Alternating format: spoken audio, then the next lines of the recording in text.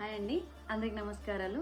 ఇవాళ నేను మీకు చూపించబోయే రెసిపీ మన డైలీ లైఫ్లో బ్యాచిలర్స్కి కానీ ఫ్యామిలీస్కి కానీ ఆఫీస్ వెళ్ళే వాళ్ళకి కానీ ఉపయోగపడేలా ఇన్స్టెంట్ చట్నీ పౌడర్ ఎలా తయారు చేసుకోవాలో చూపిస్తాను. ఇప్పుడు తయారు చేసుకోవడానికి కావాల్సిన పదార్థాలు: పల్లీలు 1 కప్పు, పుట్నాల పప్పు 1 కప్పు, ఎండుమిర్చి తగినంత, ఎండు కొబ్బరి తగినంత, కరివేపాకు తగినంత. బాండి కొంచెం వేడెక్కాక పల్లీలు తీసుకొని దీనిలో వేసేసుకోవాలి. శనగపప్పును పోసుకొని 2 నిమిషాల పాటు వేయించుకోండి. ఆయిల్ వేడెక్కగానే శనగపప్పు, జీలకర్ర వేసేసిగా వేడెక్కాక ఎండు కొబ్బరి వేసేసుకుందాం, ఎండుమిరపకాయలు వేసేసుకుందాం. ఇలా వేగిన తర్వాత దానిలోకి కరివేపాకు వేసేసుకుందాం. కరివేపాకు ఇలా వేగిన తర్వాత ఇలా చల్లార్చుకొని మొత్తాన్ని మిక్సీ పట్టుకుందాం.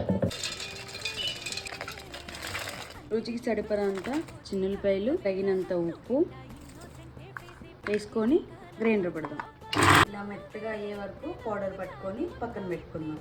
ఎప్పుడు కావాలంటే అప్పుడు 2 స్పూన్స్ వేసుకొని కొంచెం వాటర్ కలిపేసుకొని ఇలా నూనె వేడెక్కాక కొంచెం జీలకర్ర వేసుకోండి, ఎండుమిరపకాయ,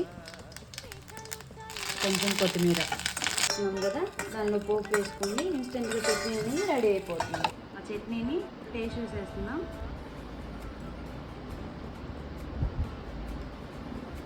చాలా బాగుంటే చాలా బాగా వచ్చింది. ఒకసారి ట్రై చేసి చూడండి. Please like, share and subscribe.